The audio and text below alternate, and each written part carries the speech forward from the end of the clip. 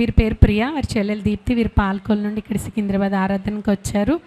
వారి చెల్లెలకు వివాహం అయిన తర్వాత వారి గర్భఫలం కోసం దైవజనుల దగ్గరికి పాల్కొల్ తైలాభిషేక ఆరాధనకు వచ్చినప్పుడు వారు ప్రార్థన చేసినప్పుడు తన గర్భం ధరించింది. 3వ నెల చెకప్కి వెళ్ళినప్పుడు ఆ కడుపులో ఉన్న శిశువుకి బ్రెయిన్లో ప్రాబ్లం ఉంది, కానీ అవి ట్యాబ్లెట్స్ వాడడం వల్ల అది తగ్గిపోతుందని డాక్టర్స్ చెప్పారు. ఆ తర్వాత కూడా వారు తైలాభిషేకం చేయించుకునేవారు.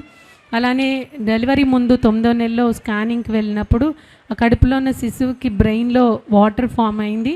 మీకు ఆపరేషన్ చేసి బిడ్డను తీసేస్తాం, కానీ పుట్టిన బిడ్డ బ్రతకదు, తల్లిని మాత్రం బ్రతికించగలం, కానీ మేము కడుపులో ఉన్న శిశువు బ్రతకదని డాక్టర్స్ చెప్పారు. చెప్పినప్పుడు వారు ఇక్కడ సికింద్రాబాద్ ఆరాధనకు వచ్చారు. వచ్చి దైవజనులతో ప్రార్థన చేయించుకుని తన చెల్లెల విషయమే వారు చెప్పి ప్రార్థన చేయించుకుని అలా ఇక్కడి నుంచి తీసుకోలేని ఆ తైలాభిషేకం నూనె తనకు రోజు కడుపు పైన రాస్తూ వారు ప్రార్థన చేసుకున్నప్పుడు ఆపరేషన్ అయితే చేశారు. కానీ తర్వాత వారు చెప్పిన విధంగా కాకుండా దేవుడు అద్భుతం చేశాడు.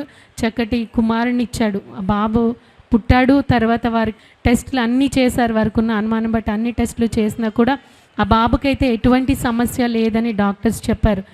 చనిపోతాడు అనుకున్న బిడ్డని దేవుడు బ్రతికించి వారికి సజీవంగా అప్పచెప్పారని వారి సాక్ష్యం చెప్తున్నారు. ఈ సాక్ష్యం దేవుడు దీవించును గాక.